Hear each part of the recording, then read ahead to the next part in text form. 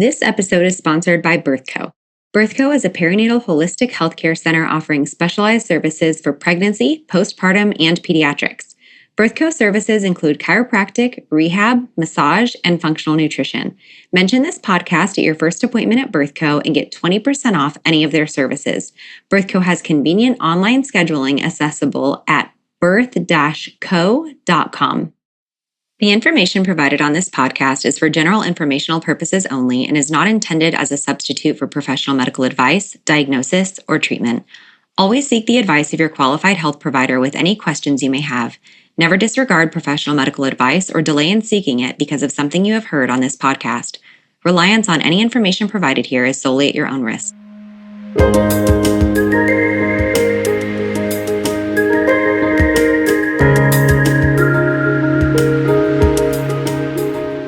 Welcome. This is Birth, Baby.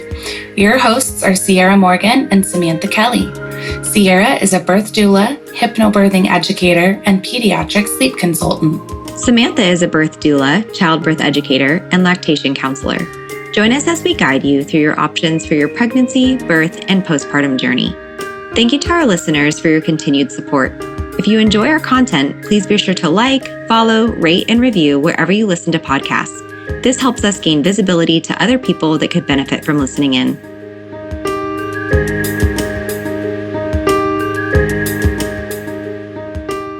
All right, today we have with us Gina Mundy. Gina is an attorney, best-selling author, wife, and a mother of 3 children. And today she's here to share her tips with us to avoid becoming somebody who needs an attorney to assist them after their birth. Thank you so much for being here today, Gina. It's really an honor to have you. Sierra, Samantha, thank you for having me. I enjoyed talking to you guys during pre-show a little bit, so I know today is going to be a great conversation. Yeah. To prepare for today, Samantha was reading your book, and I've been listening to your podcasts that you've recorded with other people. And I've learned so much just about kind of the process of you getting into this work. And I really want to focus on, I thought that this was the coolest takeaway was, can you tell us who you work for? Because I heard you say the people you work for is actually not what people think. Yes. So most people think, because I wrote a book to expecting parents to help them have a healthy baby and avoid the mistakes and complications that can occur during childbirth, that I am the attorney for the families. I am not. For the past 21 years, I am the attorney for the delivery team. So I'm the nurse, the doctor, midwife, residents. I'm their attorney in these cases, which, if anything, provides way more valuable information in my book, because I have the information from the behind the closed doors to whatnot, but I've traveled all over the country meeting with these, the delivery teams, the experts on the cases, hashing out every aspect of labor and delivery, but definitely from, the side of the case of the, of the healthcare professionals. Yeah, and people wouldn't. Oh, so go ahead. No, I was thinking, I think one of the most valuable things that I saw in your book was just talking about choosing the right team, you call it the dream team, for people who are having babies. And I think that's such an important thing that people really overlook. And you have so much experience with these different providers. So you obviously have, a different kind of insight on it. So I think that's really interesting.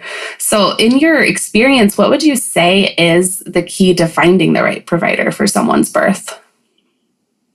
Oh, absolutely. So the delivery team is chapter 3. The good doctor is chapter 4. So those are different, but they all play together because the doctor heads the delivery team. He's captain of the ship. And let me tell you how important your delivery team is. I mean, they're responsible for bringing your baby safely into this world. When I have a legal case or a childbirth case, it is their care that is at issue and analyzed more than any other aspect of the case. So they are extremely important. Now, your delivery team, not your doctor, but the delivery team who's at the hospital, at your bedside, those typically consist of people that are scheduled to work that day. So it's very important to understand that going into labor and delivery.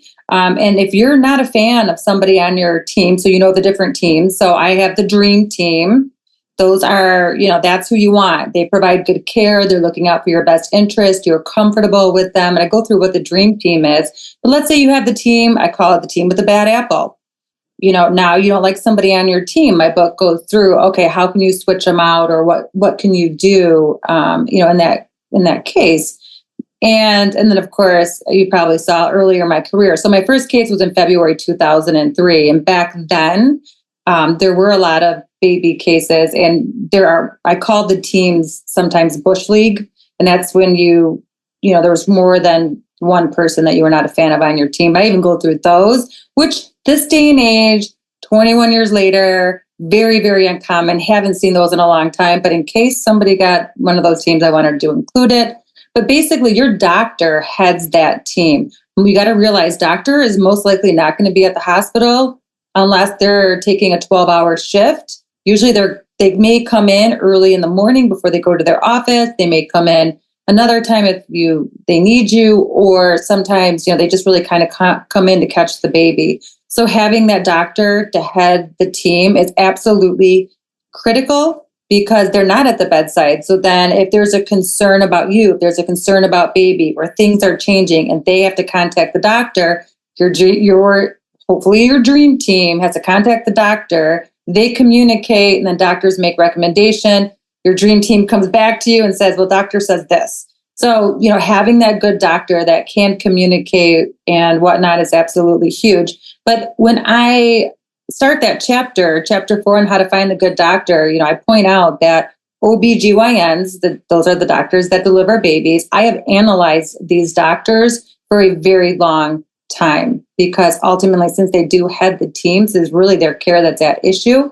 And, in these cases, we'll go to trial sometimes or whatnot, and there'll be doctors on both sides. I mean, there's expert doctors for the families, there's expert doctors for me, there's the delivery team, whatever, but they all require an analysis, because I'll tell you, juries don't like bad doctors. They like good doctors. So from day one, I've had to figure out who are my good doctors. So I have a doctor analysis that I do, which I share in the book. Now, listen, you're not going to do the childbirth attorney analysis, but I give you almost like a mom analysis that you need to do. Mm-hmm. And then I tell you different things like, a good reputation does not equate to good care. I tell a story. Did you read Yoda Imposter? Yes. Yeah. She did. I didn't. It's so huge. Yoda Imposter. Yeah. Like, literally. So I have a case.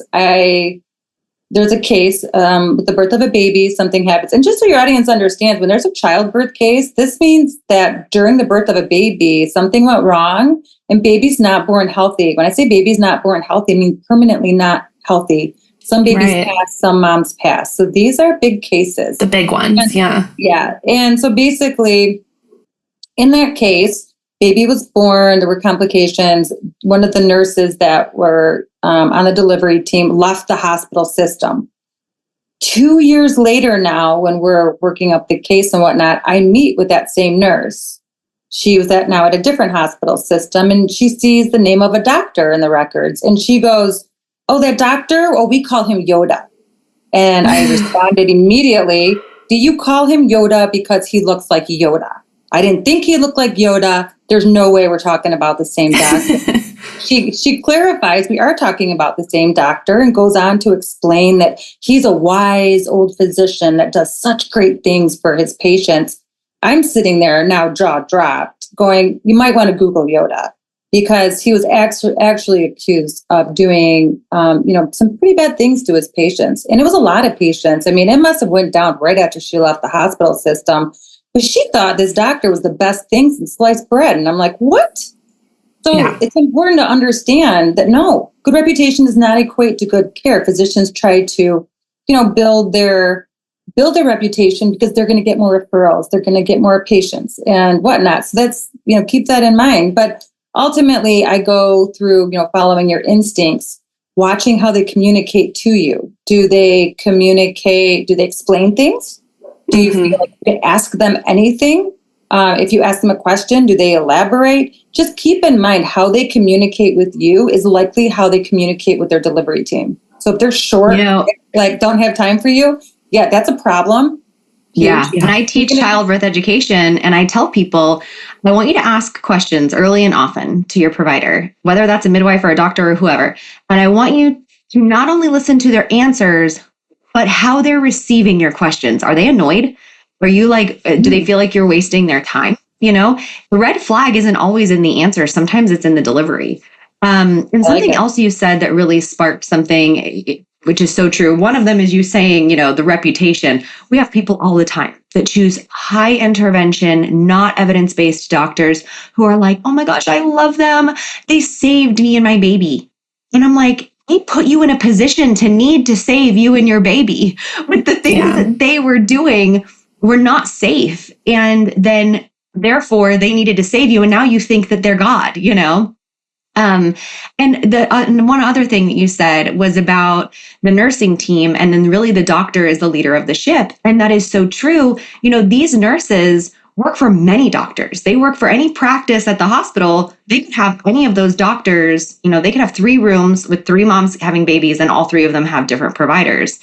And that nurse is bound by what that doctor is quote unquote allowing or dictating that they do. So some people are like, oh, it doesn't matter. I've heard the nurses there are great.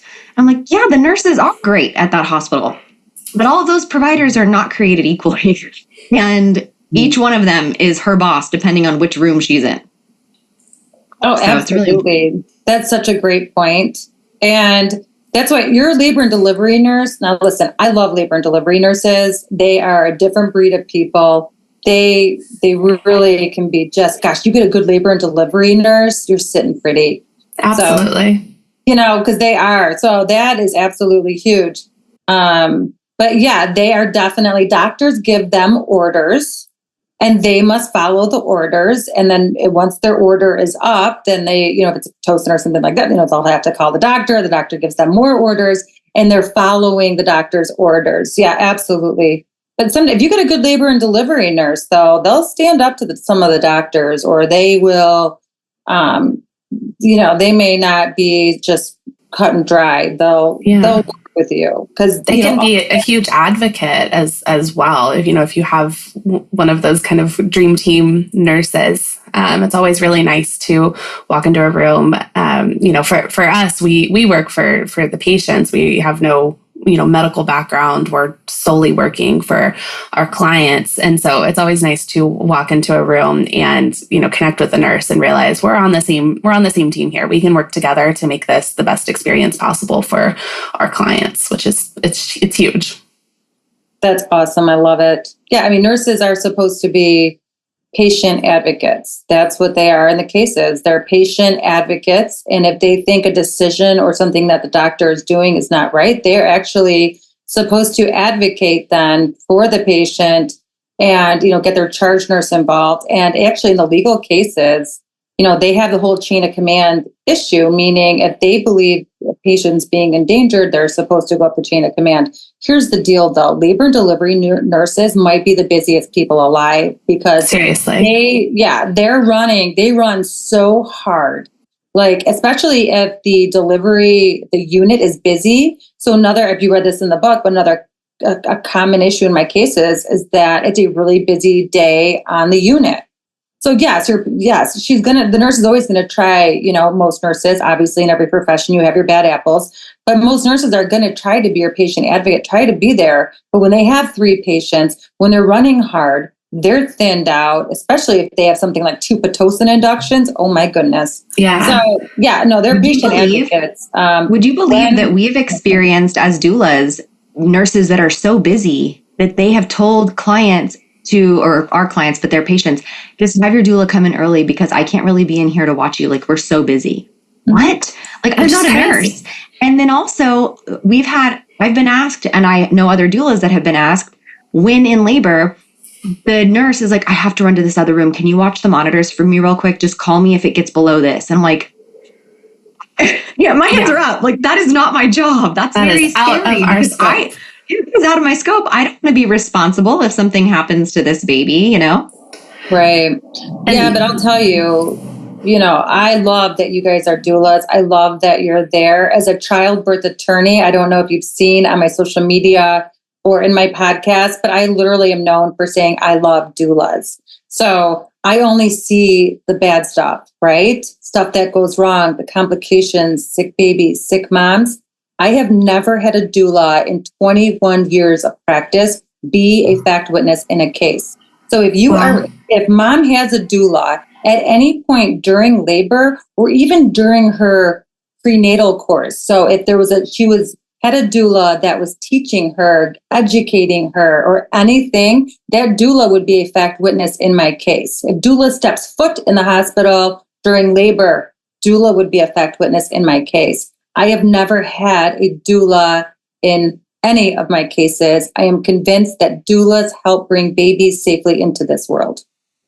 Oh, that just gave me chills all over. Thank you so much for saying that, because statistics would say that having a doula reduces your likelihood of a whole slew of things. So hearing that from somebody who deals with that all the time, oh my gosh, my heart just grew 2 sizes. I know. I was gonna ask about that. I was curious if you have dealt with doulas a whole lot in your work. So it's really interesting to hear that you don't see us, and it's because most of your cases don't have doulas there. So that's a good note. It is a very good note. I wish I would have realized this before publishing my book. Now I'm going to publish another book, and then I'll put more doula stuff in there, because what happened is, I just didn't know much about doulas because I don't, and I had C-sections. So I wasn't like a labor, I didn't go into labor. Well, actually, I did go into labor. Long story. We won't get into it. But I just didn't know much about doulas, which everybody, by the way, always found shocking. And I'm like, I just don't know. And it didn't really register why until I published my book. And now I'm on all these podcasts with amazing, amazing doulas. And I'm always like, you guys are just doing such great things, because I like it. Because as I said earlier, with the delivery teams, you roll up to the hospital, it's scheduled, who's scheduled to work that day. I mean, I've had nurses, in cases where there's one nurse born to be a labor and delivery nurse, and I have one nurse who just got out of training, hated her job, was trying to get a different job and whatnot. Yeah. So that day when the patients rolled up, one patient got the dream nurse. And by the way, she had been a nurse for 20 years and she literally loved her job. And the other patient got the other nurse who hated her job and was just out of training. I'm sure your audience is smart and we don't have to tell them which one was involved in the case. So when you have, or there's busy labor and delivery unit, and you have your doula by you, it's just absolutely huge, because it's also, you guys, I like how you build relationships with your clients beforehand.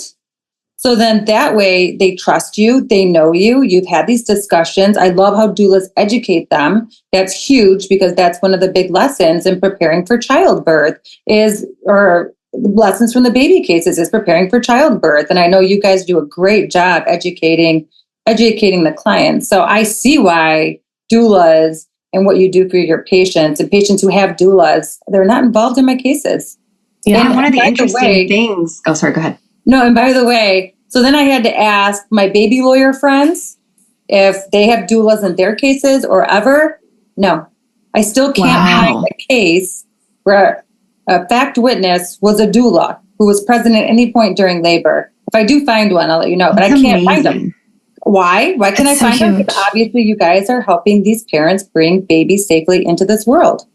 And you know what's interesting is I was just teaching a class last night, because I'm also a childbirth educator, and I teach hypnobirthing. And one of the things that I tell people is, it is beautiful that you trust your provider, or that you trust your doula. And it's beautiful that you're taking the childbirth education classes. And I understand that a lot of people, we typically as doulas are low intervention births, right? We're trying to get the baby here and the mom safely and the baby safely, but also honoring some emotional side of this as well, and having the least amount of emotional trauma as well.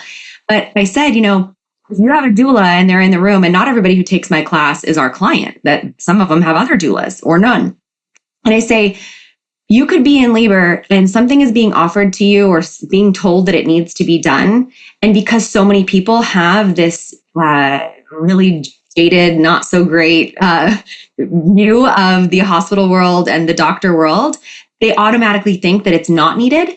And sometimes as doulas, the way that we help babies and moms come into the world safely is preventing an unnecessary intervention. But sometimes it's giving parents the confidence to know this is actually something that we have seen before. Like it does safely need to be done. Where, we're not making the decision for them, because we're not medical, them knowing that we have seen this before and it could have a negative outcome. So having this intervention could actually make things safer is really comforting to the parents, and they don't feel like they just need to say no to everything all the time. I think some people go into the hospital system just ready to fight. And because of that, they miss out on some safety things that would have been beneficial. Do you agree, Samantha? Yeah, I totally agree. I think that, our goal as doulas is to help our clients have positive birth experiences, whether that means every intervention in the book or no interventions whatsoever. And it's going to depend very much on them and what they need, as well as what their baby needs and what their, what their labor and birth is progressing. And so sometimes absolutely those interventions are necessary, and having a doula there to help, educate you on those things is so huge. I know you talk about birth plans later on in the book, and you talk about how, I think you say, decision-making before labor versus during labor is really different. And you have to have, before labor, you have the time to think and to research and to read and, to do all of these things, take classes, talk to your friends and family. And so you can make, evidence-based decisions that are not based on emotion and fear or, whatever else is going on in that moment.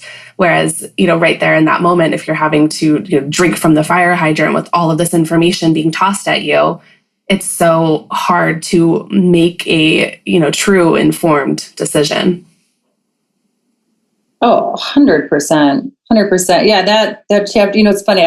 I'm doing my audiobook and I just finished that chapter like 2 days ago. So I went through all of that. But then you probably saw the testimony from the doctor. I mean, I had a doctor testify that, you go into labor, you enter a different state of mind.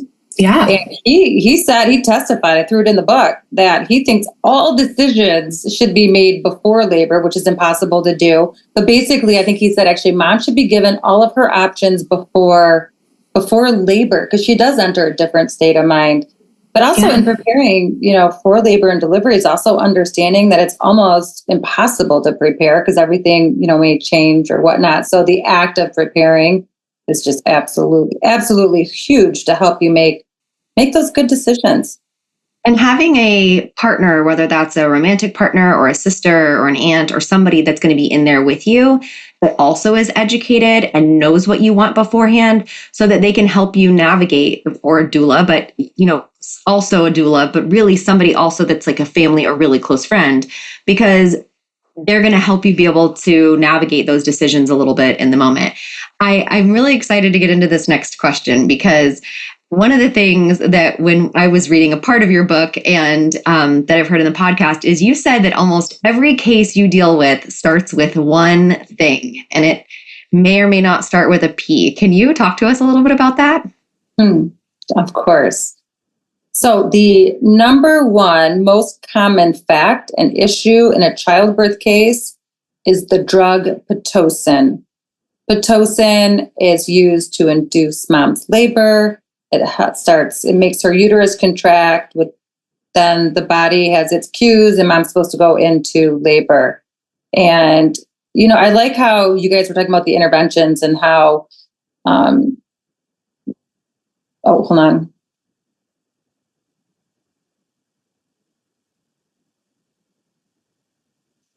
Earlier in the podcast, you were talking about interventions, and that reminded me of something I think is so incredibly important. And I don't say this enough on podcasts, but while Pitocin is common in most of my cases, and then obviously it's a cascade effect, Pitocin is very strong. So then mom gets an epidural, and it's just like this cascade of interventions.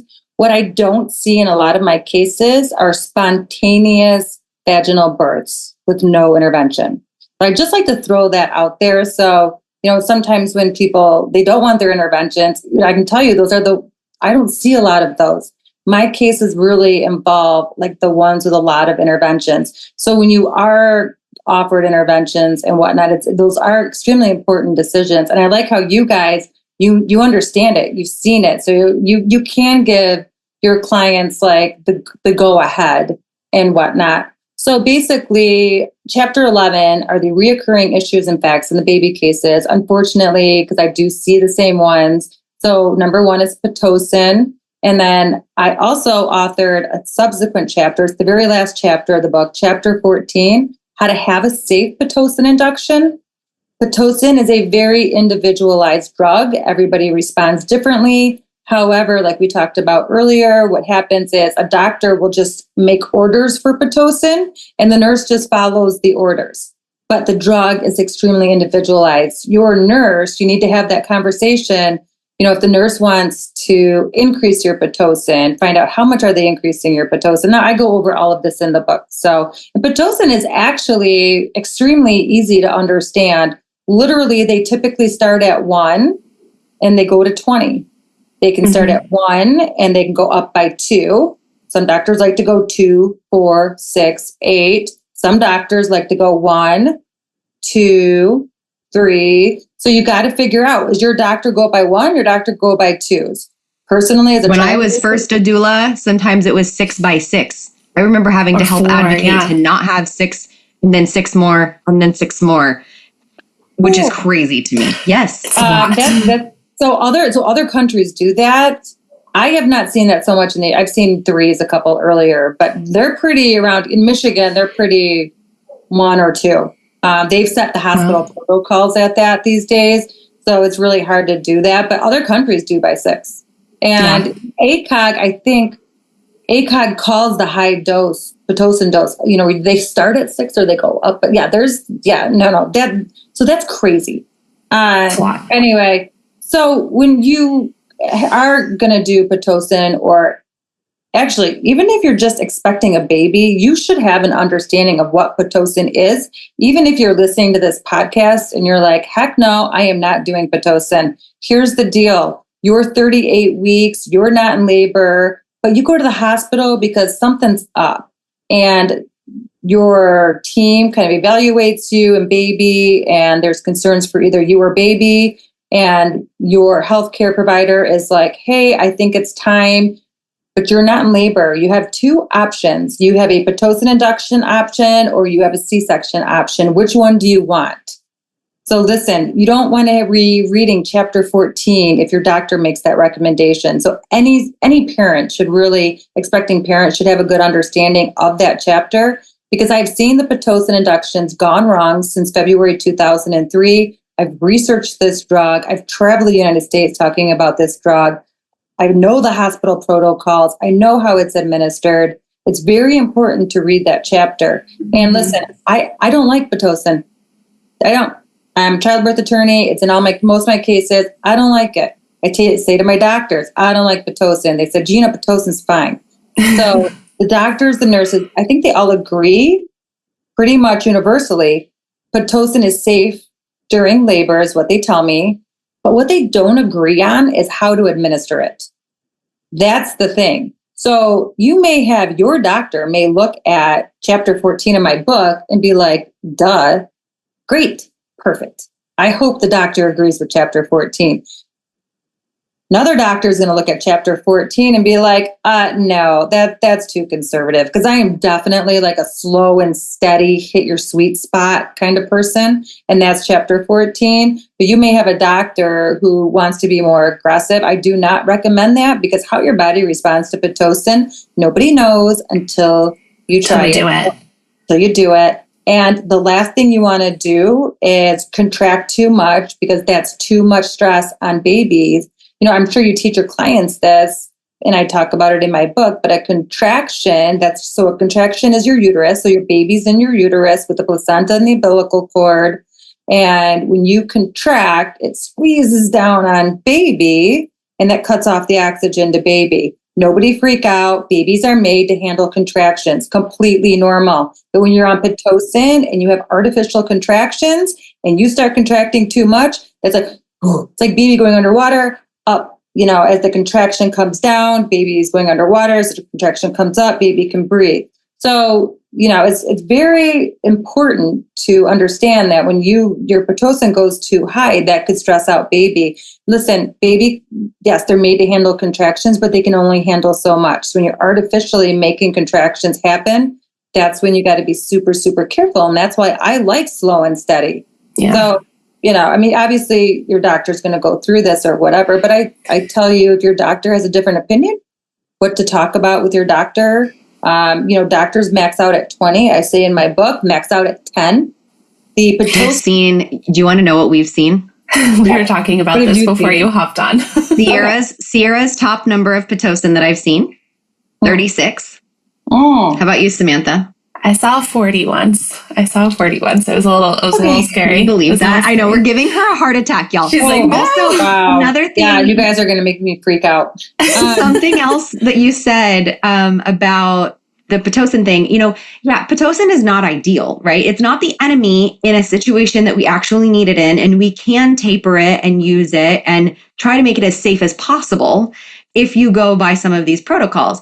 But this is exactly why we encourage people to not just get elective inductions for funsies, because my doctor's in that day, or because, my doctor's going on vacation and I don't want the other doctor, or because, I love this birth date and I want my baby to have this birth date or whatever, right? So if we can avoid the Pitocin, great. If we need to use it, we need to educate ourselves on the safety of it.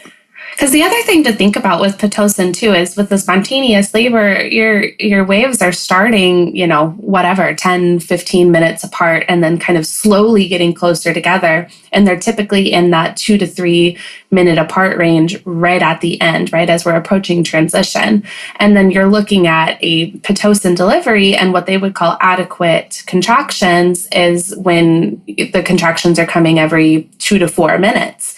And they want that to happen from the beginning because that's what's going to drive labor. So we're having 2 to 4 minute apart contractions for the entirety of your labor versus the remaining whatever it is, 3 to 4 hours from transition to delivery. So that's a lot more time for you to spend contracting and for that pressure to be on baby. And most babies do handle Pitocin, just fine. But I would say, I'm trying to think of all of the C-sections I've been in. I think in most of the C-sections I've been in because of baby having a hard time, all but maybe 1 or 2 was due to Pitocin.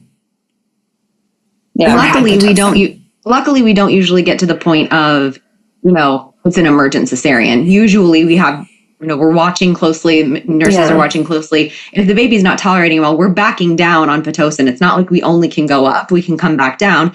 And then sometimes it's like, look, we can't even restart it because this baby's not recovering well. And now we're kind of stuck because we're 6 centimeters and we aren't having natural waves or contractions, and we can't add anything because the baby's not tolerating it. So we are kind of timed out of ideas here. And we would much prefer that as a reason for cesarean than we're just going to keep on pressing and going hard until it's an emergent situation. So, you got to make sure that you have providers that are paying attention and aren't just arbitrarily continuing to go up because we've got to have a baby, Right. Or they want to get home for dinner. So, and I'll tell you guys, I don't know if you've read this, but the Pitocin drug insert, that is fascinating. First of all, it does not recommend elective inductions at 39 weeks. Number 2. Shocker. Yeah. It says PIT up to 6 is equivalent to spontaneous labor. Don't go over 10. That's the drug insert. That's crazy. There was a study. This was one of the last things that made it into my book because it came out, and I was like, I like the magic number 10. Like, don't go over 10. And not only don't go over 10, so doctor's going to write your Pitocin order up to 20. I say, no, doctor, you're going to write the Pitocin order up to 10 maximum.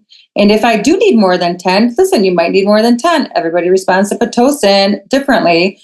If you require more, that's going to require your nurse to call your doctor, have a discussion about your labor, and say, okay, we need a little bit more Pitocin. This is why. Doctor then should look at your monitor strip, make sure baby's heart rate's okay and whatnot. So I like the magic. I like the Pitocin drug insert, by the way. No, I've got to tell you, Gina, don't follow it. I don't think I've ever been to an induction that has used Pitocin where we've had a baby with less than 10 pit, except I guess I can think of one time. As I said that statement, my brain found one time where I had a VBAC mama who had like literally a pinch of Pitocin. I think we got 2, and it helped her body just enough to go. Augmenting, I see it lower. Yeah, not so much with induction.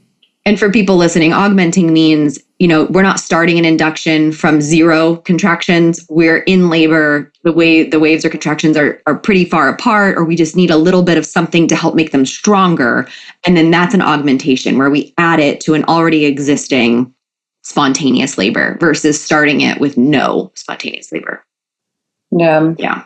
I still like the fact that they still have to have that discussion, because so there's a study that came out. So you have every mom has her natural oxytocin. So if you go into labor naturally, that's like your natural oxytocin. Pitocin, the drug, it's like the synthetic drug oxytocin.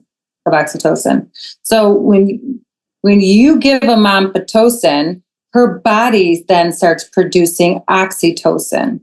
And what that study found is that if you go over 10 with the Pitocin, that then your mom's body is producing too much oxytocin, and you have this like Pitocin oxytocin overdrive effect. Yeah.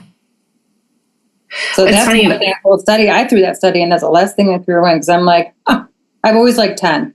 And my cases are usually above 10. That's probably why. I just had a class on Saturday, and in my last final in-person class, we talk about all of the interventions and different things. And we were talking about Pitocin and how, you might have Pitocin in your delivery, and then they also give Pitocin after delivery to prevent a hemorrhage. And we talk about, what things might make it more likely that you would have a hemorrhage. And one of those things is that you had Pitocin, if you had an induction, you had Pitocin in labor, then you're more likely to need Pitocin after labor. And it's just this really weird like circle. And it is that, it's that oxytocin overload. And we have, all of these receptors in our uterus, and they do get overloaded with oxytocin when they're being slammed full of pit. And so it's always funny to like try to talk about that. I'm like, well, if you get too much pit, then the answer is more pit is what's going to fix that for you. I know. It's crazy. So I'm like, if you can just stick with spontaneous natural vaginal delivery, telling you. So yeah, great. You can try that first. There you go. And I think one thing... Oh, go ahead. Sorry. I think one thing that I just keep thinking as we're talking about all of this is we talk about choosing your provider and having that dream team. And a lot of it is also going to be choosing a hospital system so that your delivery team is going to be, supportive of all of these things and able to look at you. I'm thinking of the nurses that are just overloaded. Those are hospital systems, and it happens in even the best ones, but there are certain hospitals that are going to have that happening more often. They have lower, staff to patient ratios happening. And so I think that's also a really important thing to look at. Some of our formerly favorite providers are at hospital systems that are just no longer providing safe care to patients. They have, nurses that are just overloaded and all of these things that are happening. And so it's important to look at all of that together, Oh, absolutely. I was on a podcast with a nurse, and she was a labor and delivery nurse. It was her podcast, and her last day at her job was the day after our podcast. And I'm like, where are you going? And she's like, listen, I love my job, but I cannot do it effectively because we are completely understaffed. It is not safe. Something's going to happen, and I can't let that happen on my watch. So it's so sad because you'll have like these great labor and delivery nurses who are put in these impossible situations. Their hands are tied. Yeah. It is. But again, if you have a hospital system where you have a great doctor and the nursing staff is short-staffed, or you're not getting the nursing care you need, especially on Pitocin, I cannot emphasize enough to your audience that you have to have a doula or a baby advocate or somebody there to keep an eye on you. I like doulas, obviously, because you guys also speak the language of the delivery team. You are often, like you just said, you're familiar with these doctors, you're familiar with the teams, you're familiar with the hospital system. So having somebody like you guys, especially in that kind of situation, is so critically important. And let me tell you why. So a busy labor and delivery unit, very common in the cases. I tell this story very in general in my book. I have a mom come into the hospital. The unit is slammed. They put mom on they get mom in her room. She's getting like the extra room. I don't know if you guys have those happen, but if you get the extra room because labor and delivery is full, just again, so important to have a doula present for that. They put the monitor on mom. There's concerns about the baby. And they do their tests and they do their interventions. And they are reassured enough to leave the room. But then, after they leave the room, the baby's heart rate stops graphing. They don't realize that happened. Families in there, mom, soon to be dad, grandparents. And in that room, nobody understands how important the baby's heart rate is. So think about it, audience. I know you guys know. So when there's a mom in labor, there are two patients. There's mom and there's baby. Mom is the easy patient because you can look at mom and say, okay, mom doesn't look good. What's up, mom? Or you're in pain. You guys, she can communicate. There's usually a diagnosis and then there's a plan. Baby is completely different. Baby's hiding inside mom. So they must use the baby's heart rate a lot of times to figure out how is baby doing. As a childbirth attorney, it is the first thing I learned how to do was to read the baby's heart rate. I put testimony from a doctor in one of my cases in the book because doctors tell me this all the time. Gina, the only way a baby can talk to me is through their heart rate. So basically, I can look at a fetal monitor strip and I can tell you if baby's a rock star or if baby's struggling. But more importantly, going back to that doctor's testimony, a baby can only talk to me through its heart rate. So if you this is why you have to have monitoring when you have Pitocin. This is not that's not an option. Evidence-based birth, all of those things, all of the research would show that it's okay to have intermittent monitoring when you're not having all of these interventions. But like you said, those aren't the cases you see. You see the ones with Pitocin. And the ones with Pitocin, you have to be being monitored. And what's supposed to happen is when you don't have a nurse in the room, they can still see that monitor from other rooms and from their computer in the hall. But if they're so overloaded, they can't see it, then that's a problem. Parents shouldn't be having to watch those monitors in the room. That is a failure of a system. And neither should doulas, though we do sometimes. I notice that baby's not on the monitor. We're getting, we've been off the monitor. It's technically, at least where we are, if they're on Pitocin and we lose baby's heart rate for more than 10 minutes, then we have to turn off the Pitocin no matter what. Even if we get baby back on and, she looks totally fine, we have to turn off the Pitocin and start again. And that doesn't always happen. But if I notice that, baby's falling off the monitor and our nurses, I know dealing with something else or just not there yet, sometimes I'll just go over and put my hand on that monitor to make sure that we are tracing because it is helpful. That's huge. That's huge. So, right. So I'll finish that because this was a case, but I'll finish that. So basically with the baby's heart rate, as that doctor testified, that's the only way that baby can talk to doctor. But then whoever understands that heart rate, like you guys, it's like baby can talk to you. So I say in my book, I'm like, parents, you got to understand the baby's heart rate. I wrote a chapter on how to read the baby's heart rate. It's chapter 9. I think that is critically important because if there's any concerns about your baby, it always starts with their heart rate. So to have that understanding is going to help you streamline communication, make decisions, because they don't go concern of heart rate to C-section. It doesn't work like that typically. It's concerns about the baby's heart rate. And like I said, that happened in the case, they do tests and interventions. So they're trying to see there are other ways, is baby responding, how much amniotic fluid's in there. They may do an ultrasound, a BPT, a non-stress test, contraction stress test, blah, blah, blah. Again, all of these interventions, I wrote the chapter on fetal monitoring. If there's concerns, interventions, I wrote the chapter on interventions and whatnot. But basically, I tell parents in the book they have to have an understanding of the baby's heart rate, that I believe that's incredibly important. So I'll finish that case. So in that case, again, the baby's heart rate stops graphing. When there's concerns about your baby, it is so important to keep that heart rate on so you understand how your baby is doing. Even if you're not on Pitocin, if there's concerns about baby, that heart rate monitor has to stay on. It didn't. And when the nurse came back a while later, again, busy labor and delivery unit, eyes up the prize, she tried to start the monitor again, and there was no heart rate. They were finally, so the other, how this worked, the other nurses come in and they're trying to help the nurse. Everybody's in there. They get the busy doctor finally gets back, and he can't find the baby's heart rate. He pulls in the big ultrasound machine and confirms that that day on the unit in that room, surrounded by the family, the baby passed away.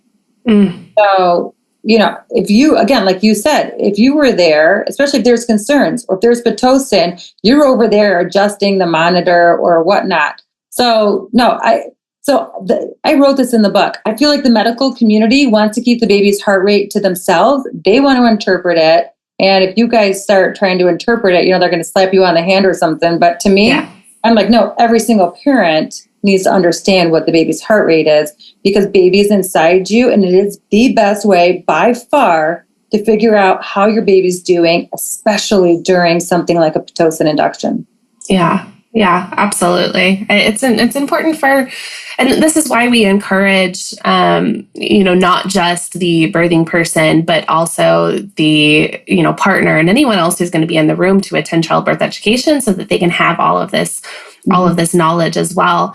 And then, one last thing that I want to mention before we wrap up is you have, I forget which chapter it is, but you have a whole chapter on what you call the LAD, the labor and delivery plan. And I think, as doulas, we're a big fan of birth plans, of birth preferences, of all of these things. But can you just briefly tell us why, as a baby lawyer, you feel that those are really beneficial for people? Oh, absolutely. And it just goes back to preparing for childbirth and just being ready for it and in the comfort of your own home.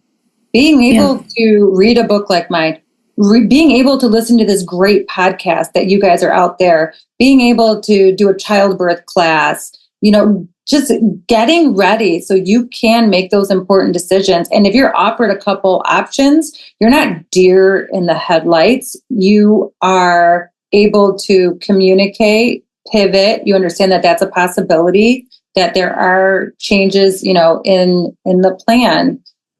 Sometimes with people, I've had a podcast like the last one I was on. They're like, well, are people going to be fearful if they read the book? I'm like, fear is the unknown.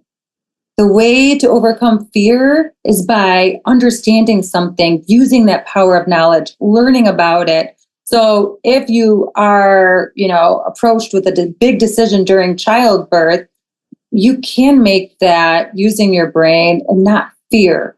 So it's so incredibly important. So I go over then different things that I believe should be included in your plan or that you should think about.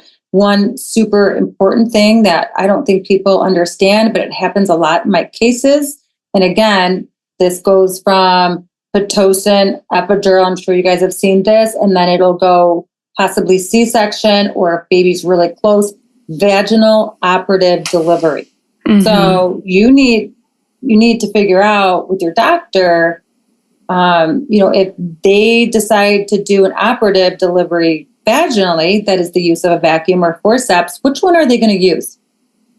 Yeah. That is incredibly important. And let me tell you why.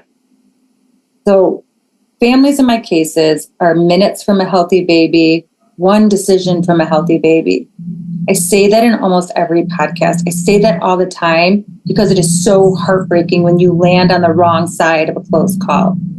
Something like, especially if you're going to do Pitocin, sometimes Pitocin inductions end in this operative vaginal delivery. You need to find out from your doctor, are you going to use a vacuum on me if we get to this point, or are you going to use forceps? And in my cases, when they use forceps are more effective in delivering the baby. However, there's vaginal trauma involved with that.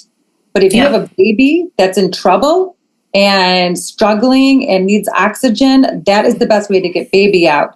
In my cases, this is unfortunately what I see a lot, is they do not use forceps. They use the vacuum. And vacuums can pop off 3 times, but once a vacuum pops off 3 times, if they cannot get baby delivered with a vacuum, now, not as much vaginal trauma, but after 3 pop-offs, they must convert to a C-section, and they usually can do it pretty quick, but those minutes, that's what I'm talking about in my cases. You know, they have the vacuum pop off 3 times. They think that they can get the baby delivered with this. They can't convert to C-section. Baby goes too long without the oxygen they need. So you got to find out from your doctor, especially if you're doing a Pitocin induction, just going over these options. Are you the doctors? I know the doctors in my cases. I know the experts. I know if they're a forceps guy, and I know if they're vacuum doctors, because that's a huge distinction. It seems like they always use one or the other. Well, a big piece of that is, what are they trained in? So you need to talk to your doctor about what they're trained in, because I've been to over 150 births and I've never seen forceps used. I've only seen vacuum used, and not very many times, but I think it's a little bit of a lost art. You know, if they don't know how to use them properly, it's not safe. So I think asking them what their experience is, what their training is, and using those things that might need to be used in an emergency case like that is important.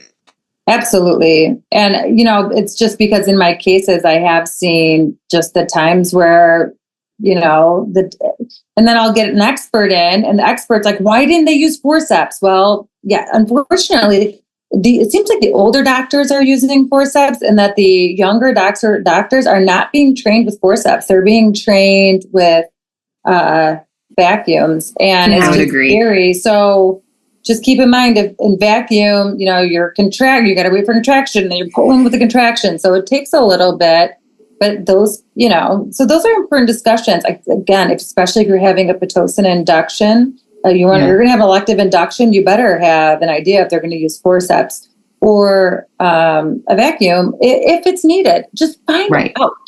You just want to make sure ask the questions. Just ask the questions. Get those discussions going. People are so afraid. They feel like it's confrontation, but it doesn't have to be confrontation. It's just a discussion. You're a human being just like they are, and they work for you. You don't work for them. So we tell people that all the time. We're like, you're the boss. You know, you're the one who gets to make the choices. So we really appreciate that you have come on here and shared your knowledge. We know that it takes an insane amount of work to write a book. We are going to link all of that in the show notes on how people can find you. But will you tell people how to find you and the name again of your book? Oh, sure. So the best way to find me is ginamundy.com. I'm sure it's show notes, but GINAMUNDY.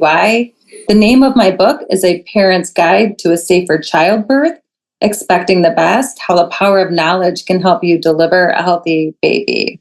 So definitely. And by the way, I don't think we talked about this in the podcast, but I do have chapter 1 of my book on my website for free. You don't even have to give me your email address. You just download it and you can look at all of the lessons. So chapter 1 are all of the lessons from the baby cases. So as a lesson, we're learning from it in order to prevent the mistakes from happening in the future. And these are lessons from the delivery team, the families, the medical experts. But it's a good starting point for families.